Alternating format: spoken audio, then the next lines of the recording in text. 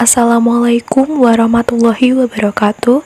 Perkenalkan, kami dari kelompok 6 akan mempresentasikan hasil kerja kami dari mata kuliah Asset dan Liability Management dengan materi Kinerja Keuangan Bank Syariah. Sebelumnya, perkenankan saya untuk memperkenalkan anggota kelompok 6. Yang pertama, ada Bella Aperilia dengan NIM 195231057. Yang kedua ada Arta Fetaris NM dengan NIM 195231058. Yang ketiga ada Flavio Hisyampe dengan NIM 195231060. Dan yang terakhir ada Anissa Robiani dengan NIM 205231328. Untuk selanjutnya, teman-teman bisa menyaksikan video pembelajaran dari materi tersebut. A. Laporan posisi keuangan. Laporan posisi keuangan adalah laporan yang sifatnya sangat sistematis terkait posisi keuangan perusahaan, baik itu perusahaan jasa, dagang, atau manufaktur. Laporan posisi keuangan adalah ringkasan dari sebuah perusahaan terkait kondisi aset, liabilitas, dan juga ekuitas perusahaan. Dalam suatu kondisi tertentu, Statement of Financial Position juga sering disebut dengan neraca atau balance sheet. Urutan akun dalam neraca yang tepat adalah nomor urut awal yang menyajikan berbagai kelompok akun yang memang paling liquid, lalu disusul dengan tingkat likuiditas yang paling rendah. Fungsi laporan keuangan. A. Mengetahui kondisi keuangan perusahaan pada waktu tertentu. Laporan ini memuat kondisi keuangan perusahaan dalam kurun waktu tertentu, biasanya di hari terakhir periode pelaporan. B. Menjadi dasar analisis keuangan perusahaan. Setiap perusahaan tentu perlu mengambil keputusan strategis demi kelangsungan usahanya.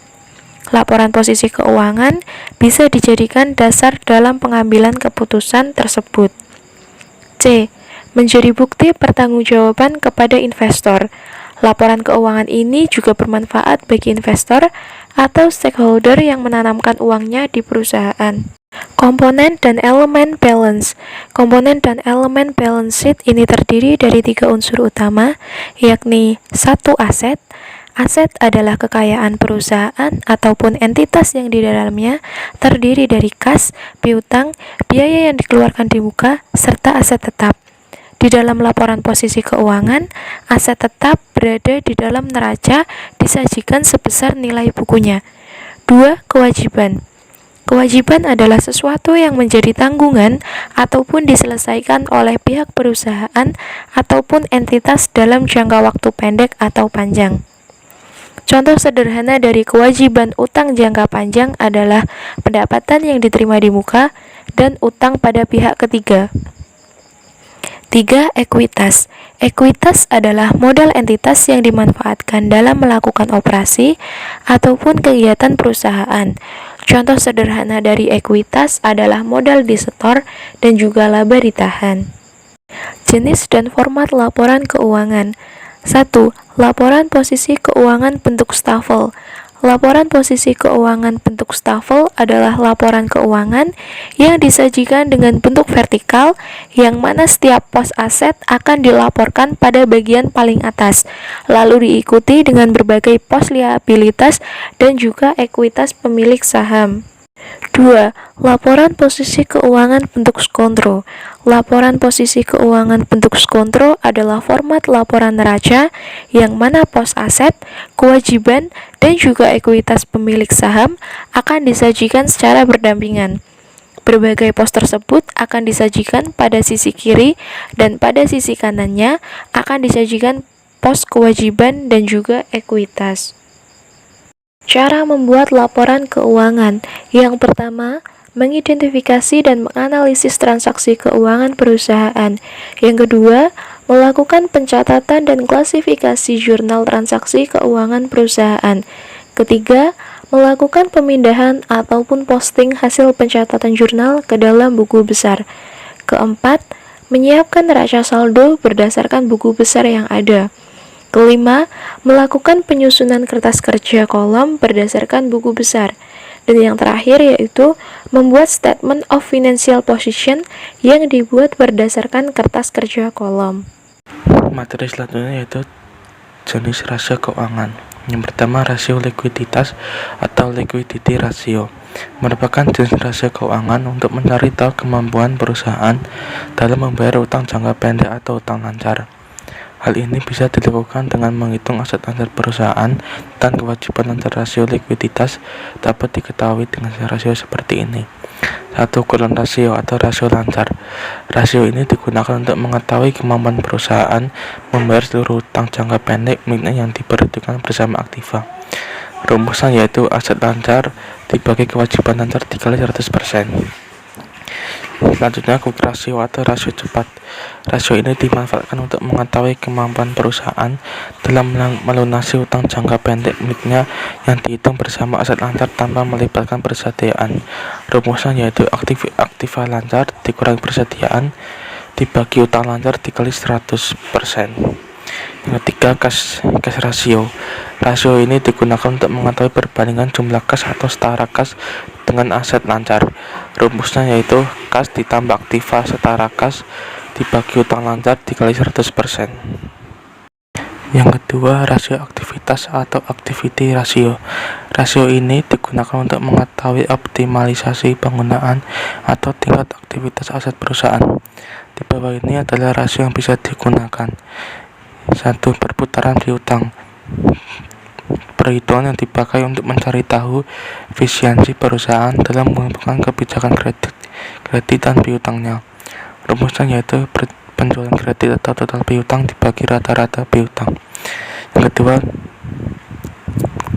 perputaran persediaan merupakan rasio yang digunakan demi mencari tahu efisiensi perusahaan ketika mengatur persediaan. Rumusnya harga pokok penjualan dibagi persediaan. 3. Perputaran aktiva tetap. Rasio yang digunakan untuk mengetahui aktivitas perusahaan dalam memanfaatkan aset tetap miliknya. Rumusnya penjualan dibagi aktiva tetap. Yang keempat, perputaran total aktiva. Rasio yang digunakan untuk mengukur efektif atau tidaknya perusahaan menggunakan total aktiva. Rumusnya yaitu penjualan dibagi total aktiva. Yang ketiga, rasio solvabilitas atau solvability ratio merupakan rasio yang dimanfaatkan untuk mencari tahu apakah perusahaan punya kemampuan dalam membayar seluruh utang jangka pendek dan jangka panjang miliknya. Rasio ini mencakup beberapa rasio sebagai berikut. 1. Rasio utang terhadap aktiva atau disebut juga dengan total debt to asset ratio merupakan persentase yang digunakan untuk mengetahui apakah harta atau aktiva perusahaan dapat menutupi utang dimilikinya. Rumusnya yaitu jumlah seluruh liabilitas perusahaan dibagi total aset milik perusahaan dikali 100%. Yang kedua, rasio utang terhadap ekuitas atau disebut juga dengan total debt to equity ratio adalah perhitungan untuk memastikan perbandingan utang jangka panjang perusahaan pada total modal sendiri. Rumusnya jumlah seluruh liabilitas dibagi ekuitas pemegang saham dikali 100%. Selanjutnya, rasio profitabilitas atau profitability ratio. Rasio keuangan ini digunakan untuk mengetahui besar rasio keuntungan atau laba yang berhasil perusahaan kumpulkan dalam periode tertentu. Rasio ini memiliki berbagai jenis rasio sebagai berikut. 1. Gross profit margin atau dikenal juga dengan margin laba kotor adalah rasio untuk mencari tahu beberapa sisa penjualan dengan harga pokok penjualan. Rumusnya yaitu laba kotor dibagi penjualan. Yang kedua, operating profit margin atau dikenal juga dengan margin laba operasi adalah rasio yang dimanfaatkan untuk mengukur laba operasional terhadap penjualan bersih. Rumusnya yaitu operating profit margin sama dengan laba sebelum pajak dan bunga dibagi penjualan. Yang ketiga, net profit margin atau dikenal juga dengan margin laba bersih adalah rasio yang digunakan mengukur laba bersih terhadap total pengeluaran perusahaan termasuk bunga dan pajak. Rumusnya yaitu net profit margin sama dengan laba bersih setelah dipotong pajak dibagi penjualan. Materi selanjutnya saya akan menjelaskan tentang BMPK atau Batas Maksimum Pemberian Kredit. Menurut Peraturan Bank Indonesia Nomor 7/3 PBI tahun 2005 tentang BMPK dan kemudian diperbaharui Peraturan Bank Indonesia Nomor 11/13 PBI tahun 2009 tentang Batas Maksimum Pemberian Kredit Bank Pengkreditan Rakyat Bank Indonesia, bahwa yang dimaksud BMPK adalah presentasi maksimum realisasi penyediaan dana yang diperkenankan terhadap modal BPR.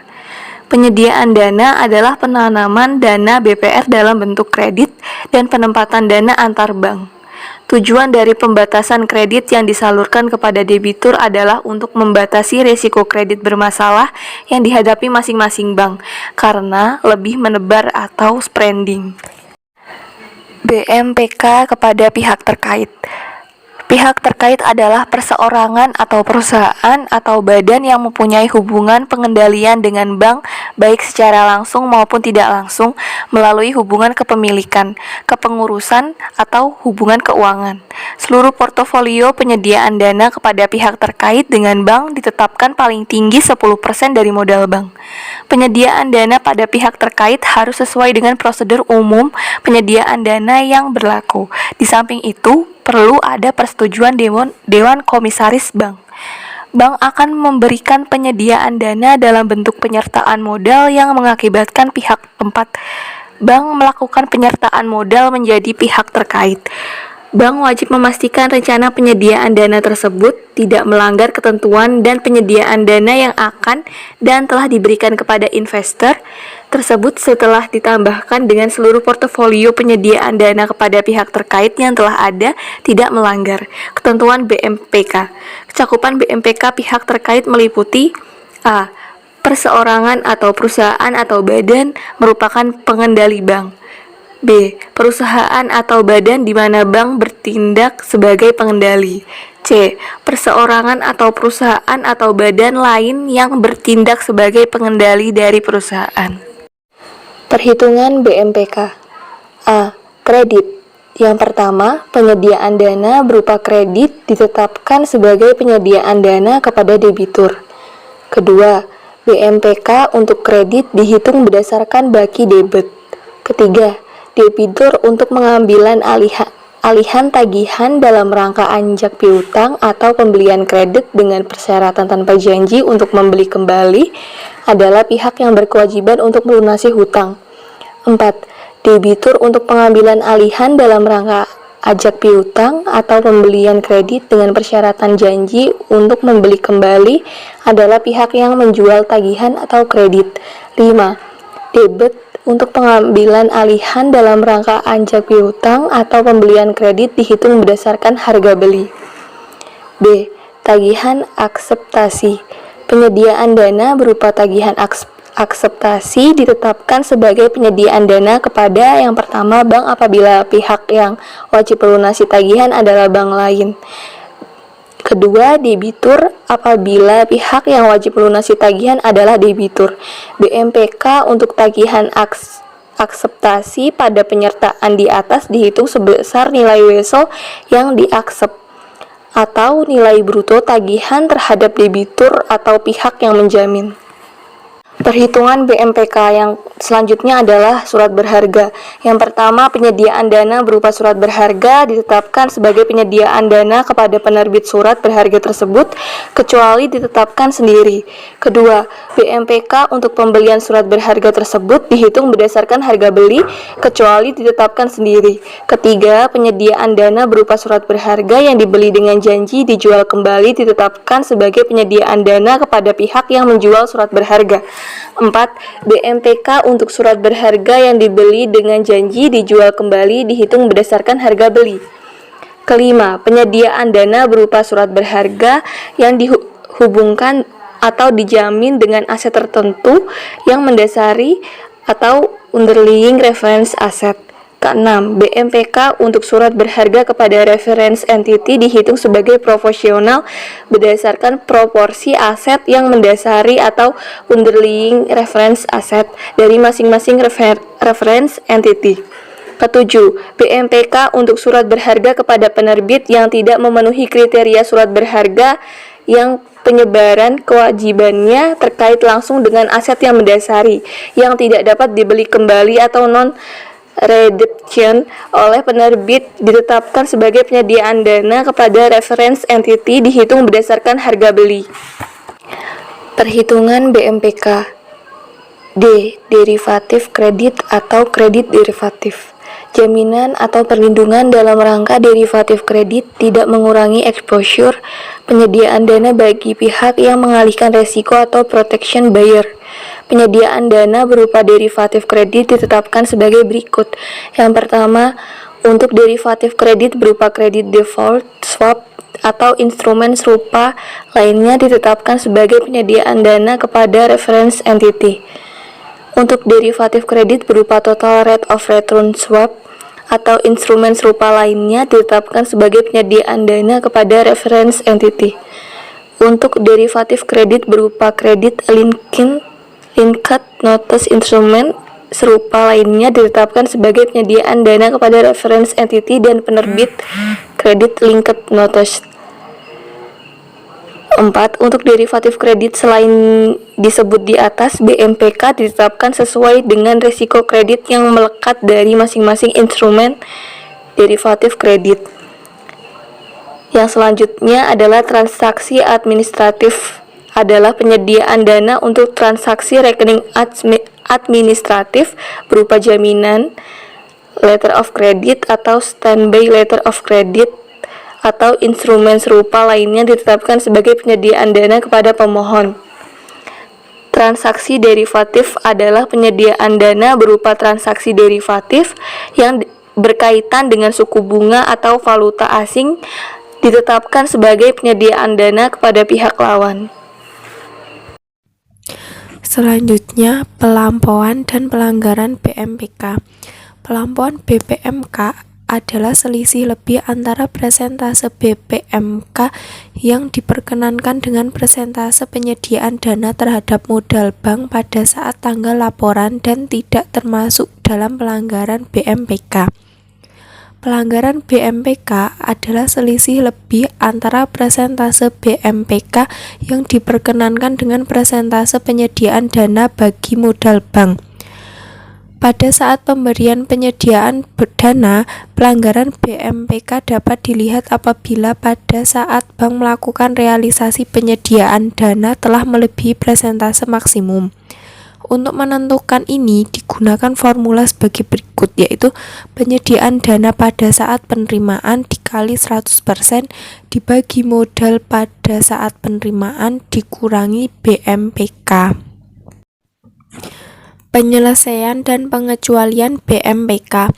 Penyelesaian pelanggaran dan pelampauan target waktu penyelesaian tersebut ditetapkan sebagai berikut. 1. Untuk pelanggaran BMPK paling lambat dalam jangka waktu 1 bulan sejak action plan disampaikan pada BI. 2. Untuk pelampauan BMPK yang disebabkan penurunan modal bank, perubahan nilai tukar atau nilai wajar ditetapkan paling lambat 9 bulan sejak action plan disampaikan pada BI. 3.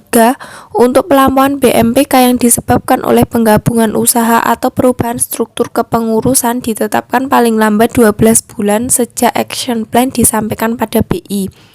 4. Untuk pelampauan BMPK yang disebabkan oleh perubahan ketentuan BI ditetapkan paling lambat 18 bulan sejak batas akhir waktu penyampaian action plan. Pengecualian BMPK. Ketentuan BMPK dikecualikan untuk 1. Pembelian surat berharga yang diterbitkan oleh pemerintah Indonesia atau Bank Indonesia. 2. Bagian penyediaan dana yang dijamin oleh pemerintah Indonesia sesuai dengan ketentuan perundang-undangan yang berlaku dan memenuhi persyaratan. 3. Bagian penyediaan dana yang dijamin oleh anggunan dalam bentuk anggunan tunai berupa giro, deposito, tabungan, setoran jaminan atau emas, dan anggunan berupa surat berharga yang diterbitkan oleh pemerintah Indonesia atau Bank Indonesia. Selanjutnya, PDN atau posisi devisa neto. Posisi devisa neto didapat dari selisih bersih aktiva dan pasiva valuta asing setelah memperhitungkan rekening-rekening administrasinya terhadap modal bank.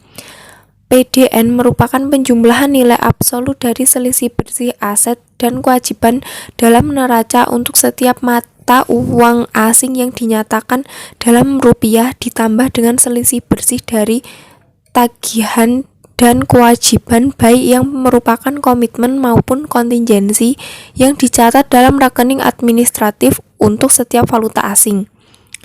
Aktiva valuta asing tersebut terdiri dari kas, emas, giro, termasuk giro pada Bank Indonesia, deposit on call, deposito berjangka, sertifikat deposito, margin deposit, surat berharga, kredit yang diberikan, nilai bersih wesel ekspor yang telah diambil alih, rekening antar kantor aktiva, dan tagihan lainnya dalam valuta asing baik kepada penduduk maupun bukan penduduk.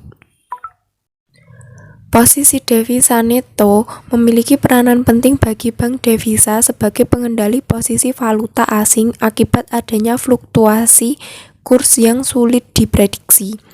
Besarnya PDN yang dimiliki oleh bank devisa tidak boleh melebihi batas maksimum peraturan Bank Indonesia.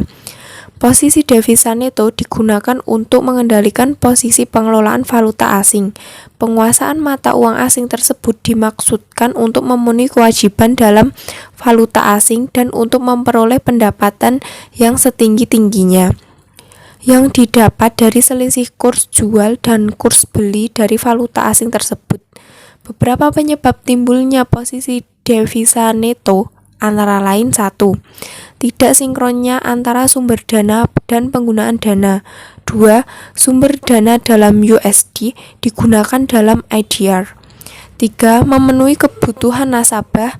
4. Menjaga likuiditas salah satu valuta. 5. Adanya perdagangan luar negeri, ekspor dan impor. 6. Perdagangan valuta asing. 7. Pinjaman luar negeri.